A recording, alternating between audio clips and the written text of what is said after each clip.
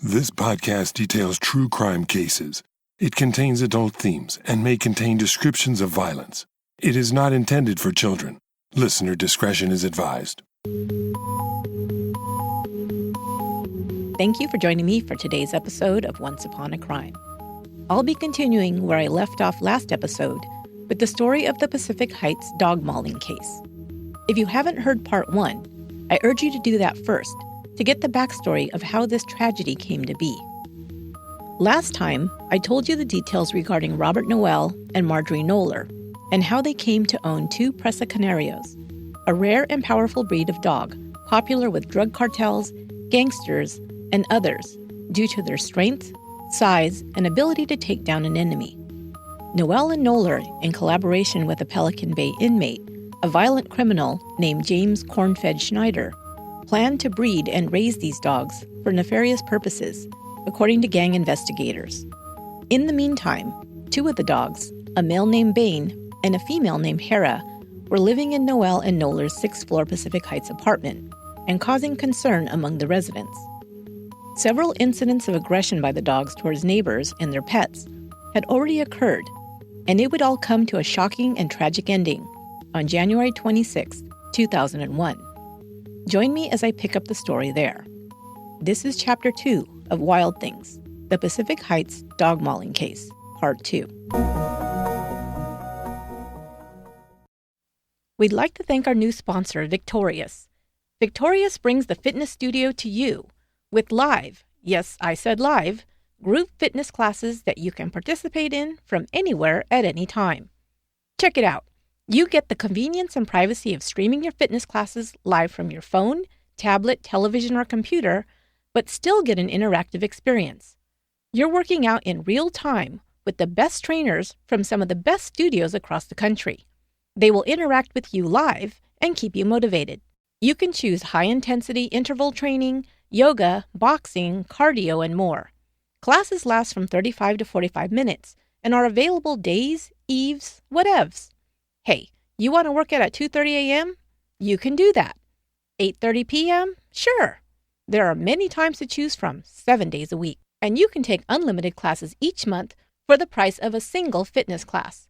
No equipment to buy and no long-term contracts. How great is that? I've been a Victorious member for the last few weeks, and I love that it's super convenient, and yet I still get that interactive experience to keep me motivated and on track. It's also fun. And you know, the easiest way to stay committed is when you're having fun. And when you're having fun, you show up and get your workout done. Victorious makes it easy to do just that. And I've got a special offer just for my listeners. Get 1 free month of unlimited Victorious fitness classes when you sign up at victorious.com/once. Victorious is going to change the way you work out. That's victorious.com/once. And thanks for supporting the show. On January 26, 2001, Diane Whipple called her partner Sharon Smith around noon at her office. She told her she was coming home early and planned to do some grocery shopping, make dinner, and asked if she wanted to go catch a movie. Sharon agreed, and Diane asked her to come home early if possible. About 4 p.m., Esther Berkmeyer, who lived directly across the hall from Diane and Sharon, heard dogs barking in the hallway. She'd had her own encounters with the dogs.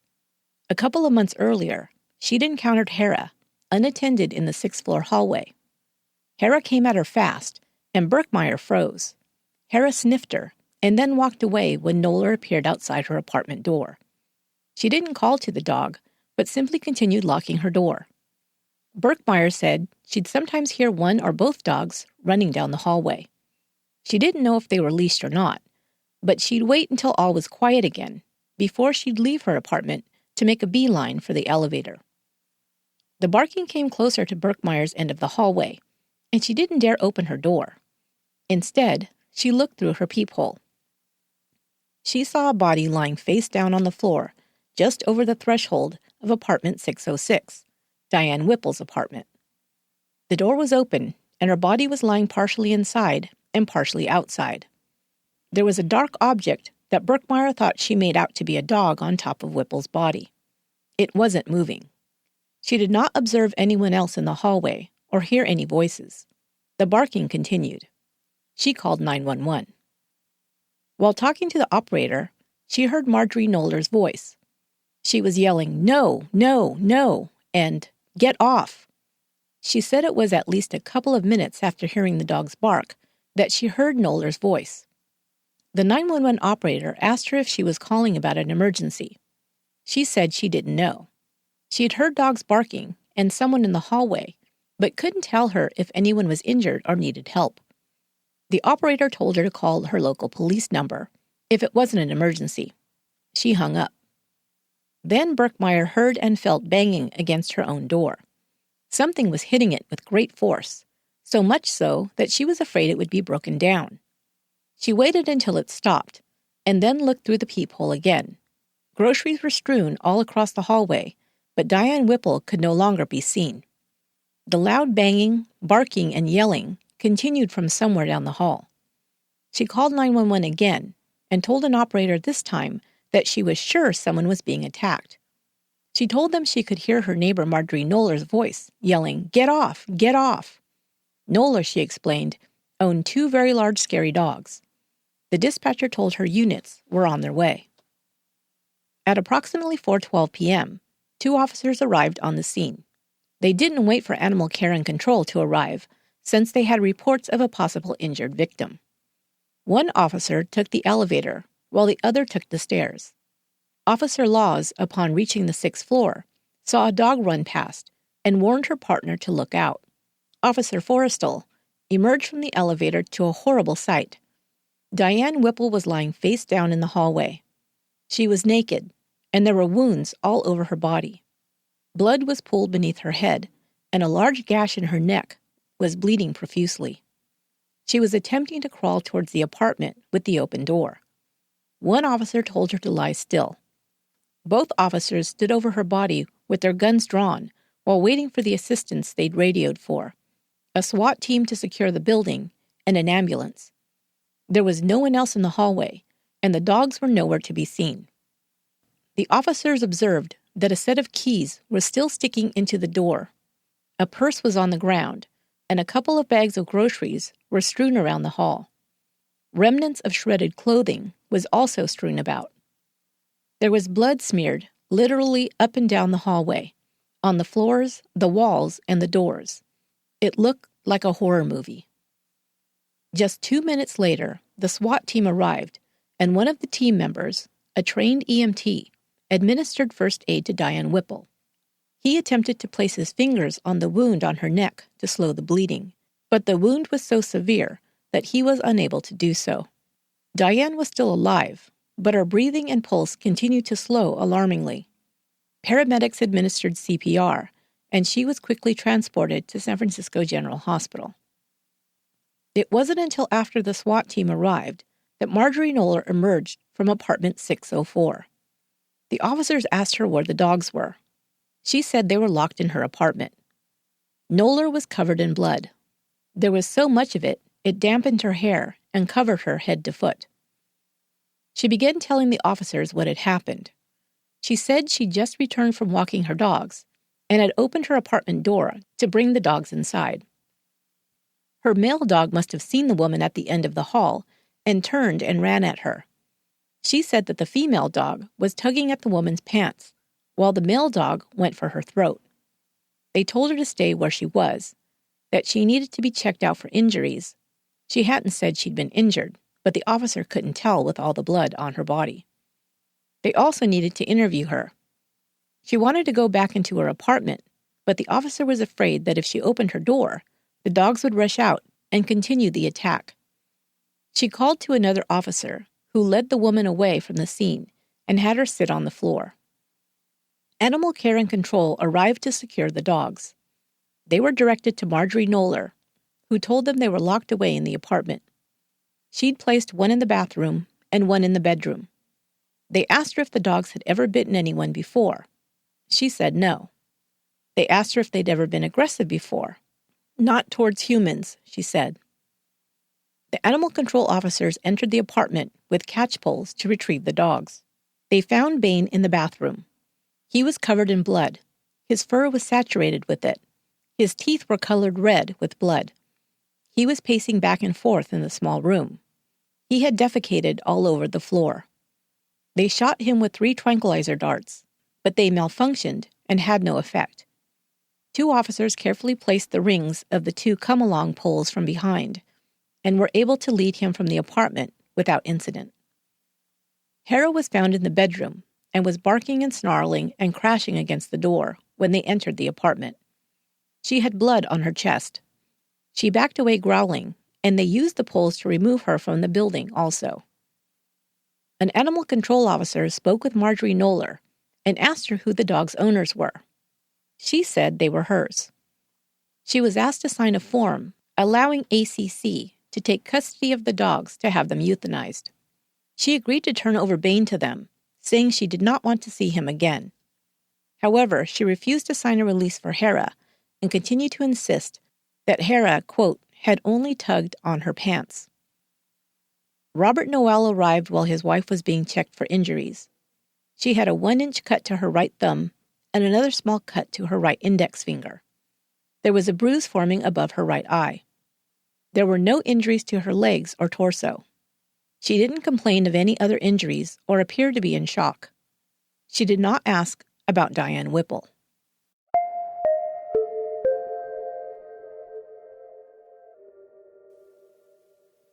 Diane Whipple had lost over half her blood supply and arrived at the hospital in full cardiac arrest. She was rushed into emergency surgery. Sharon Smith had left work a little early at Diane's request, leaving her office at Charles Schwab at about 4:45 p.m. It took her about 45 minutes to get home. When she arrived, her block was surrounded by police cars, fire trucks, and media vans. The building manager met her outside and told her that her partner had been attacked by dogs on the 6th floor and was at the hospital. Sharon's heart stopped. Diane had been terrified of those dogs, and she couldn't imagine what she was going through. She rushed to the hospital. Diane was in surgery for 2 hours. Surgeons worked to repair the veins and arteries in her neck. These were the most serious of her injuries. She had multiple injuries, over 70 wounds in total, to almost every part of her body, both legs, upper torso, front and back, and both arms. 3 deep lacerations had damaged her external jugular vein, her carotid artery, and her larynx had been crushed. Her prognosis was dire. Sharon Smith arrived and waited until Diane got out of surgery. Diane, miraculously, was still alive, but just holding on. Sharon was by her bedside when Diane died, 70 minutes later. She believed that the love of her life held on long enough for her to see her one last time to say goodbye.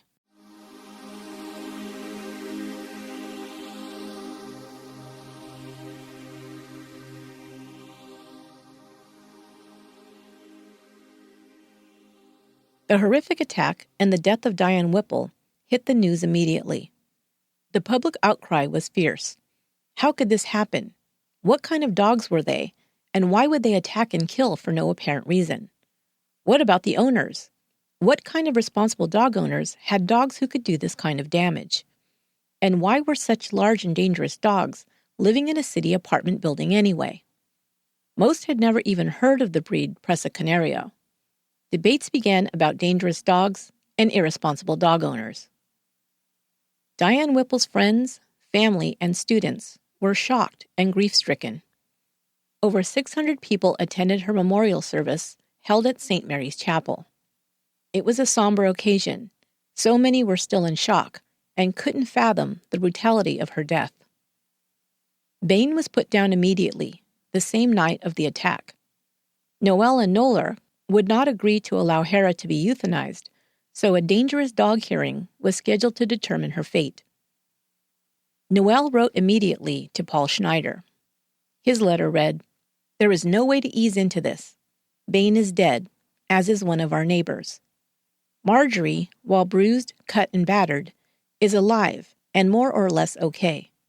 I am certain you have seen the news of the killing on TV News, or picked it up on one of the radio stations. One report indicated that a decision would probably be made to put down Hera. That will not happen, and we will not permit it. The AD opined that Hera should be put down as she is very dangerous. What BS! They move on Hera, and they will have the fight of their lives on their hands. Neighbors be damned. Hera did nothing and has not acted in a dangerous manner towards anyone. If they don't like living in the same building with her, they can move. Because of the injuries inflicted, there was no way to avoid going along with the decision to put Bane down. As for my feelings about presses, they are unchanged." Unquote. In his letter, Noel never mentions Diane Whipple's name, nor does he express remorse. His description of his wife's injuries seems serious when, in reality, she'd only received a small injury to her thumb that the medical examiner said may have been caused by a dog bite, but he was inclined to think it may have been caused by the leash Bane was wearing that could have cut into her skin. In contrast to Diane Whipple's 77 serious injuries, Marjorie Knoller had only 3 minor ones. Noel and Knoller would shock the public with their response to the death of Diane Whipple. Instead of behaving in a shocked and horrified and remorseful manner about the loss of life due to the actions of their pet, they went into attorney mode, first trying to do damage control for themselves and denying responsibility. When Abraham Lincoln said, "He who represents himself has a fool for a client," he could have been talking about Robert Noel. The first thing he decided to do was to write an 18-page letter to DA Terrence Hallinan, detailing his version of the attack. No matter that he wasn't there at the time it happened, but he was going to set the record straight. The following is his written account of the attack. Marjorie had taken Bane up to the roof to relieve himself, and when she returned to the 6th floor, she turned to dump the bag of excrement down the garbage chute. Bane was on his lead and in his harness. Diane Whipple was standing in front of her apartment door, just, quote, staring down the hall at Marjorie, unquote. She then went to lead the dog into their apartment. Diane continued to stand outside her door, quote, making no effort to move inside and close the door, unquote. This went on for a full minute. That's when Bane moved towards Diane, dragging Marjorie down the hall with him. Bane moved slowly down the hall, since he had a, quote, gimpy leg, and was being pulled back by Marjorie. Diane continued to stand still outside of her apartment. Bane jumped up. The dog at the time of the attack weighed 140 pounds and stood approximately 5 feet tall on his hind legs, and placed his paws on the wall on either side of Diane Whipple's head. Marjorie, reaching Diane, used her free hand to push Whipple into her apartment, trying to protect her. Diane fell to the floor, and Marjorie got on top of Diane, telling her to stay down. Marjorie began backing Bane out of Diane Whipple's apartment by his harness. Interestingly, in this account, the words attack, bite, etc. have yet to be mentioned. But I digress. Back to their account. Diane then got to her knees and began crawling back out of her apartment, quote, rather than remaining in her apartment and closing the door, unquote. It was emphasized. As she crawled towards Marjorie and Bane, Marjorie once more threw herself on top of Diane to shield her from the dog. They still have not said that Bane had attacked Diane, so what was Marjorie shielding her from? This happened 2 or 3 times, according to Marjorie. Diane kept moving towards her, as Marjorie tried to back Bane away and into her own apartment. Marjorie repeatedly told Diane to, quote, stop moving and I will protect you, unquote, but she would not listen. Bane began to bite as Diane crawled towards him and Marjorie. Then, to double down on this crazy story, I just can't be objective anymore. Their letter states, Ms. Whipple forcibly struck Marjorie in the right eye. When Ms. Whipple struck Marjorie in the face, Bane moved forward and made contact with Ms. Whipple's neck and throat. The victim blaming continues, with Noel telling the DA to look into the possibility that Diane Whipple may have been wearing a type of perfume or a topical steroid that produced a pheromone that provoked Bane to attack. One thing the letter failed to say was that while Diane was being attacked and afterwards, Marjorie Knoller never tried to call 911 and didn't even yell for help. The only cries of help came from Diane Whipple herself, Esther Berkmeyer would report. Marjorie Knoller finally got the dogs into the apartment and locked them in, but never called an ambulance, never dialed 911, and never even called her husband.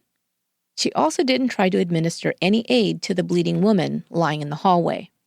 She did not emerge from her apartment again until officers arrived. Noel continued to run his mouth, so to speak, and spilled all kinds of information to the DA.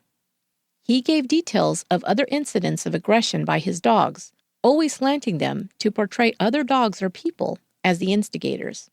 Of the man bitten by his dog coming out of the elevator, Noel would say he'd caused it himself by, quote, slamming into Marjorie on his way out of the elevator. His dog was trying to protect her, he explained. Noel also offered up information to the DA about their connection to inmate Paul John Schneider and his dog breeding ring.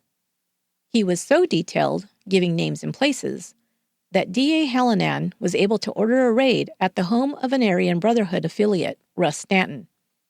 The raid yielded letters from Schneider, records on the purchases of the Presa Canarios, and call records connecting Noel and Knoller to Stanton. The district attorney's office initially considered Whipple's death a tragic accident. After hearing all Robert Noel had to say about it, they began considering filing homicide charges against him and Marjorie Knoller.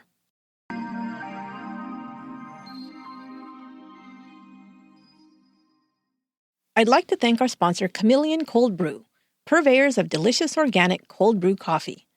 Chameleon Cold Brew brews their organic beans for over 12 hours, resulting in a super smooth, low-acid coffee. The best part is, you can craft your coffee exactly the way you like it. Chameleon Cold Brew Concentrate Coffee is totally customizable. It's really hard to pick a favorite, but this week I've especially been enjoying Chameleon's Mocha Concentrate flavor. You can mix it to your taste, 1-to-1 ratio with milk or water, or however you enjoy it. But check out chameleoncoldbrew.com for recipes. You can try black, vanilla, mocha, pecan, or other concentrate flavors to create smoothies, desserts, and even cocktails. I'm thinking that a nice espresso martini would be a great after-dinner drink. Yum. The possibilities are endless with Chameleon Cold Brew. You can find Chameleon Cold Brew practically anywhere you shop, including Whole Foods, Target, Safeway, Kroger, Walmart, and Publix.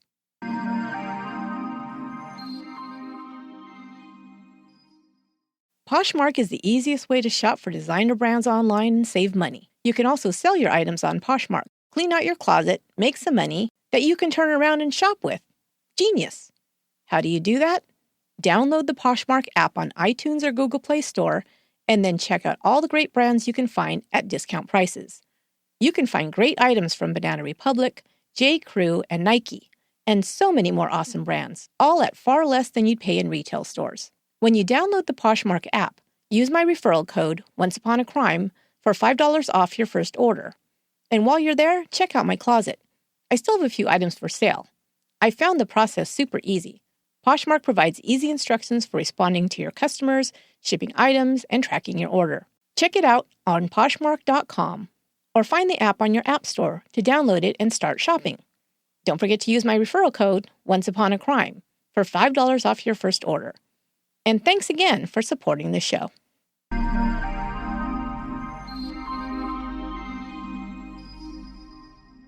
Noel and Knoller left their apartment, never to return.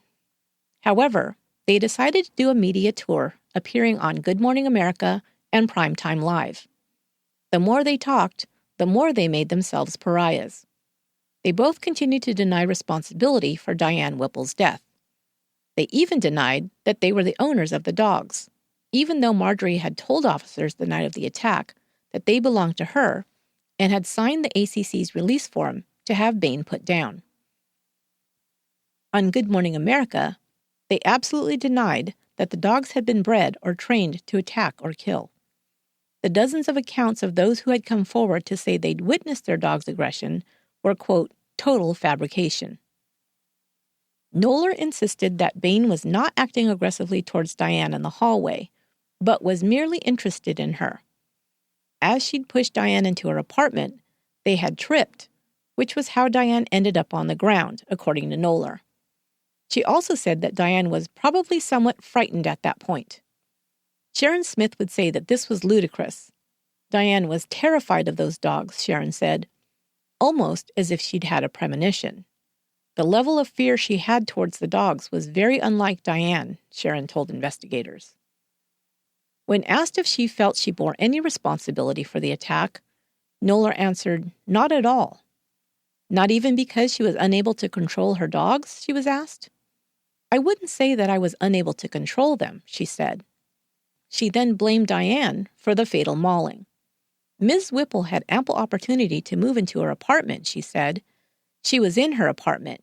She could have just slammed the door shut. I would have.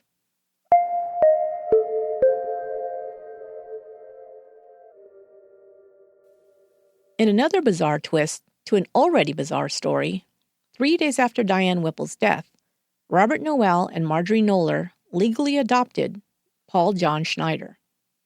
They explained that they did so because they, quote, loved him like a son and wanted to make sure that if anything happened to him in prison, they could sue. It was a way to protect him from the corrupt corrections system, they explained. However, when his connection to the fatal dog mauling in Pacific Heights was discovered and his cell was searched, dozens of letters and photos between Schneider, Noel, and Knoller were discovered, some pornographic.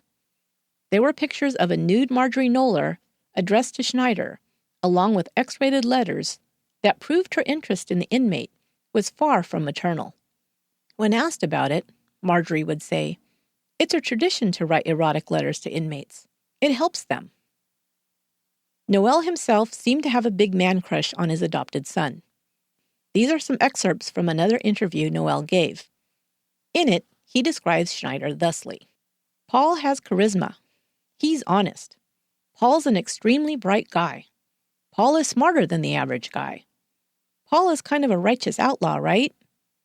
Paul is bright. I would characterize Paul as an outlaw hero. He's very courteous and well-spoken in person, and if he was wearing a designer suit, he wouldn't look bad at all. The guy is drop-dead gorgeous." As to the fact that Paul Schneider was considered one of the most violent inmates in California and a member of the Aryan Brotherhood, Noel said, "If you ask me if Paul is a member of the Aryan Brotherhood, I can't say that he is or not. But I can tell you this.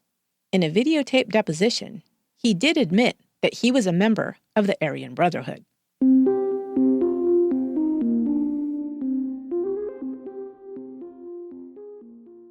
A grand jury heard evidence to determine whether Noel and Knoller would be charged in Diane Whipple's death. In some of the most memorable exchanges during their time on the stand, Knoller, when pressed into admitting that her dogs were dangerous, said that any dog could be dangerous if they caused a puncture wound. "Even a Chihuahua? Could a Chihuahua be as dangerous as her dogs?" Prosecutor Jim Hammer asked. "Yes," Knoller replied. She believed a Chihuahua could be as dangerous as Hera. She also testified that before January 26, 2001, neither she nor her husband had ever lost control of their dogs. Dozens of witnesses would dispute this claim.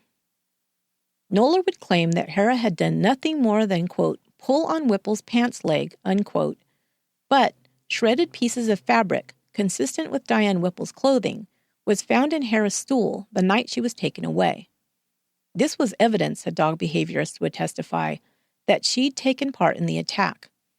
He further went on to say that dogs are taught a technique called ragging out to increase their aggression.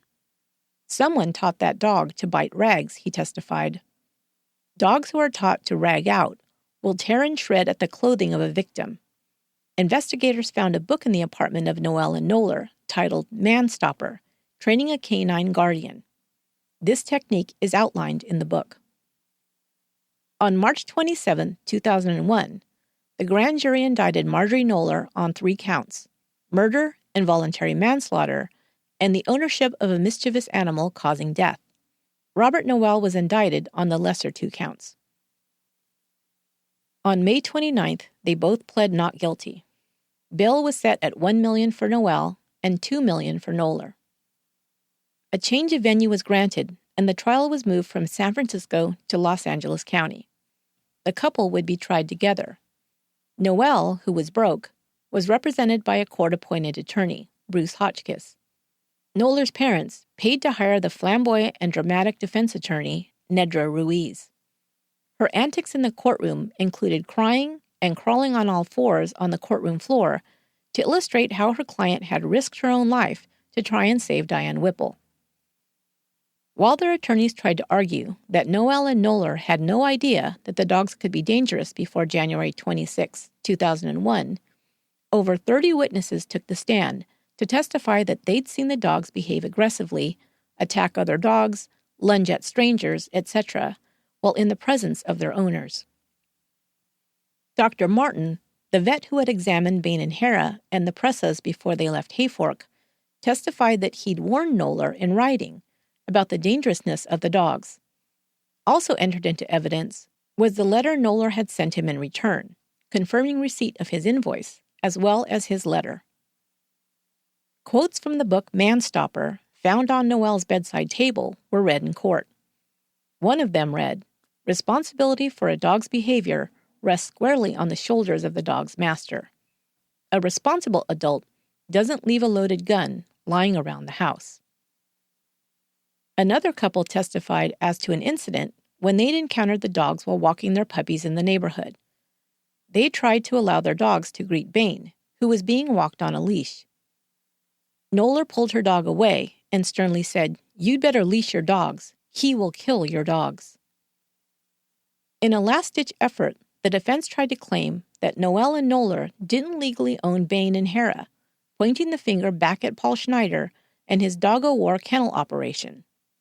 The prosecution presented city license applications for both dogs, filled out and signed by Noel, listing he and Knoller as their owners.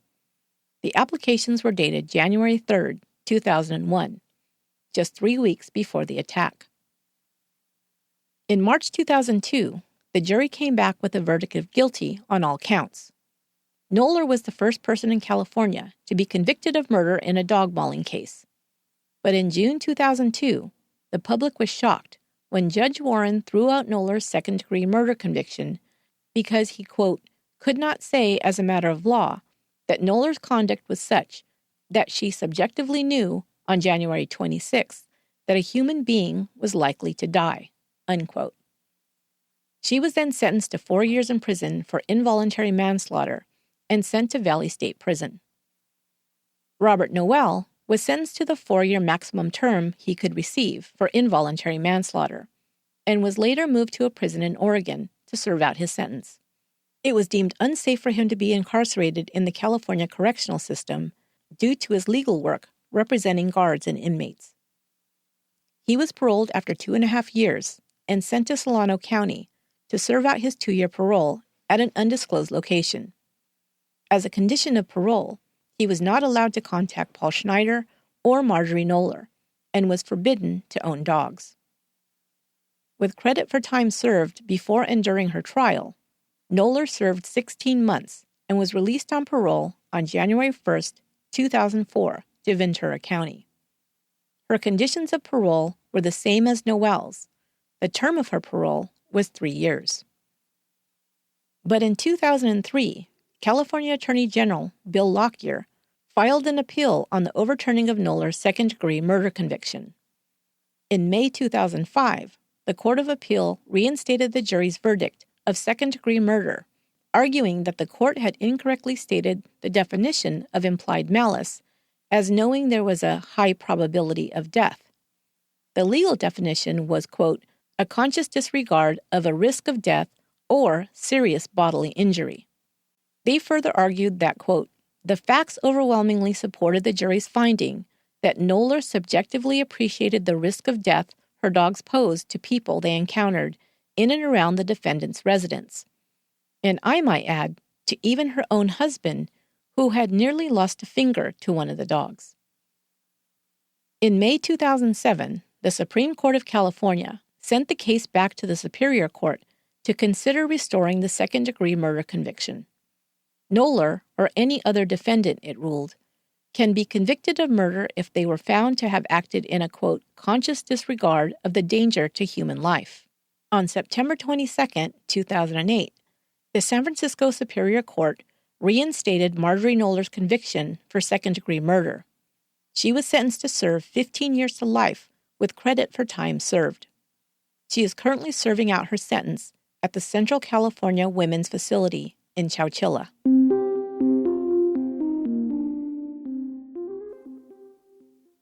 Robert Noel completed his parole in 2004 and currently lives in Fairfield, California. He was disbarred by the California State Bar in 2007. Paul Cornfed Schneider is serving 3 life sentences for crimes including the attempted murder of the defense attorney. He was transferred to a federal prison in Minnesota. At one time, he was considered a possible suspect in the Golden State Killer case, but was cleared by DNA testing in 1997. Hera underwent a dangerous dog hearing and was deemed too dangerous for rehabilitation, and she was euthanized. Dale Bretches continues to run the Dog-O-War operation under a new name. It is believed that he'd reached out to associates to expand the dog breeding operation internationally in Great Britain, North Africa, and South America. 2 of Bain's offspring were placed with legitimate dog rescue organizations. One female was placed with a family in San Fernando Valley and lived out her life peacefully. The other dog's whereabouts are unknown, but investigators tracked at least one of the Presa Canarios to a Mexican drug cartel, and they believe that the dog may have been a descendant of Bain's. Sharon Smith filed a wrongful death lawsuit against Robert Noel and Marjorie Knoller, even though the state at that time only allowed legal heirs, surviving spouses, children, and parents, to sue for wrongful death. She hoped that her lawsuit would help change that. In October 2002, she testified on behalf of a bill signed into law by Governor Gray Davis that gave same-sex partners the right to sue for wrongful death. Sharon set up the Diane Whipple Foundation, an organization devoted to women's lacrosse, cancer research, and abused children, soon after Diane's death. She planned to donate any money received from the lawsuit to the foundation.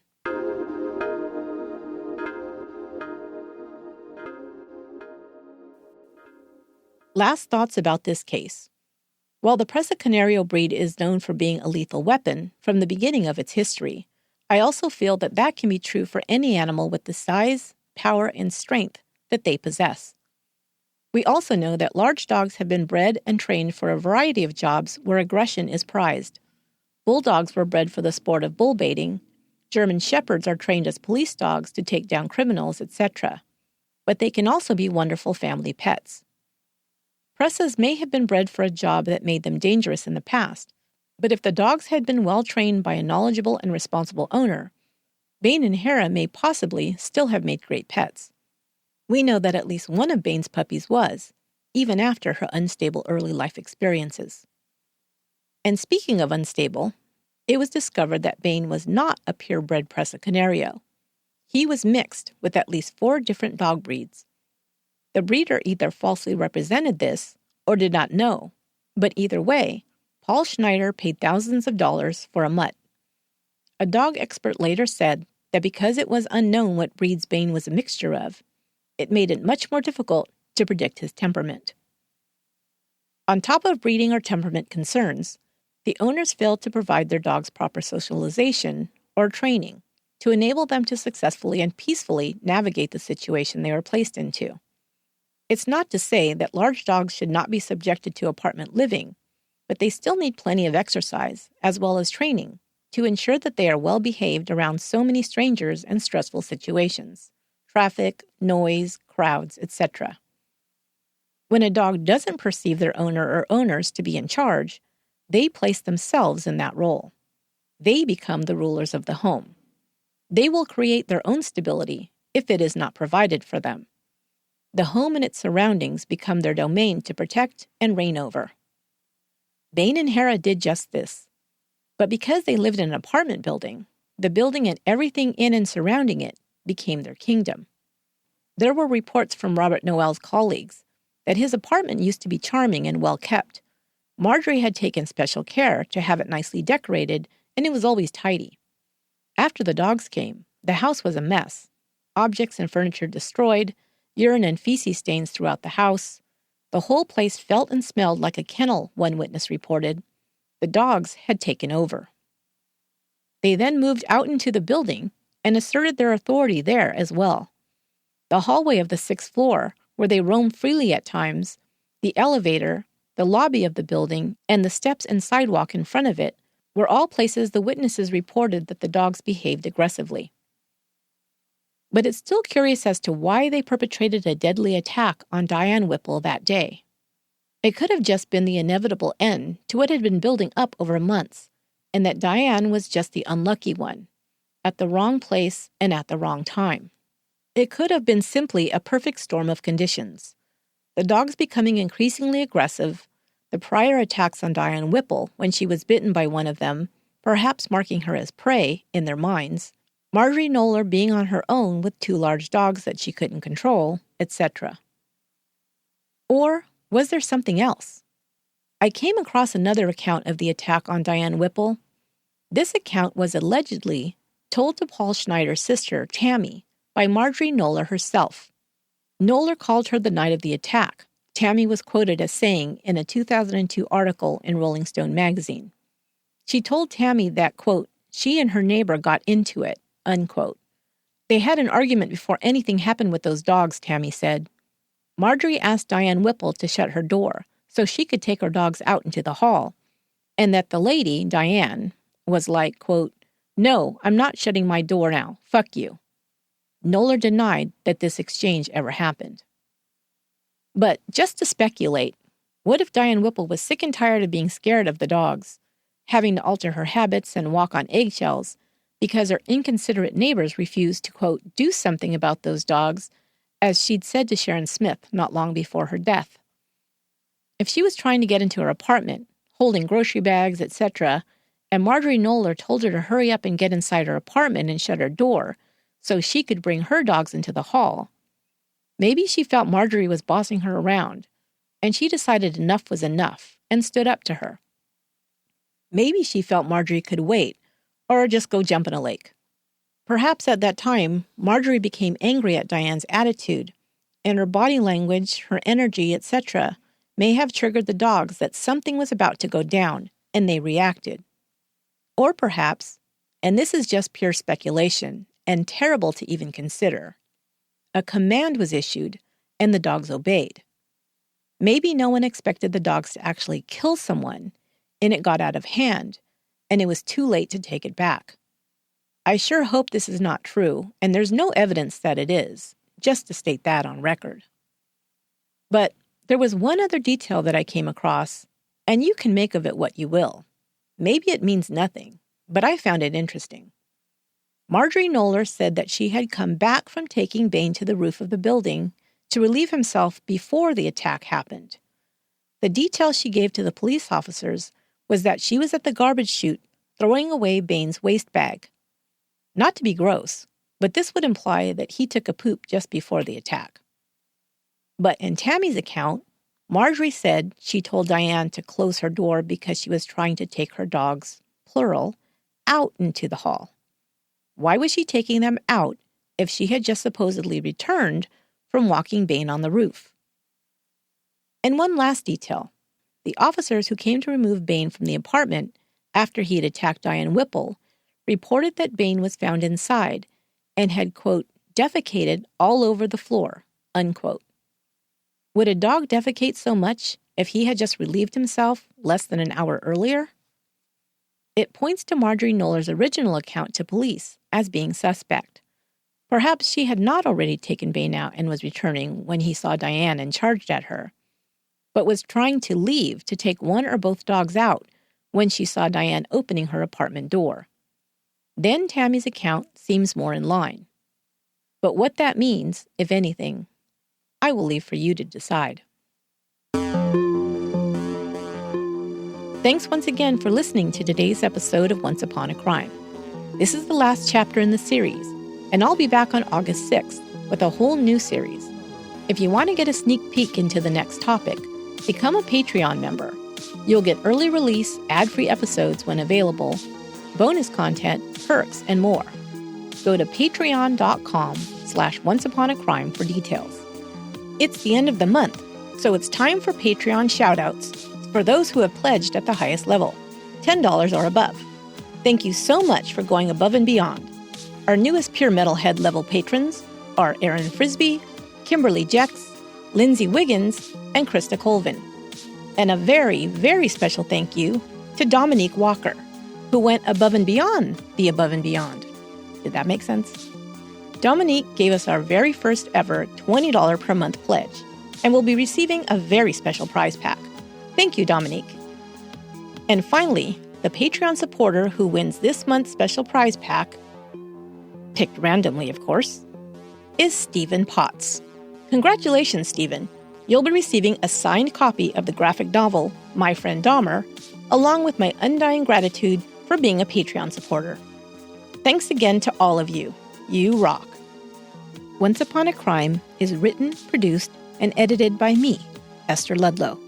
Until next time, be good to one another.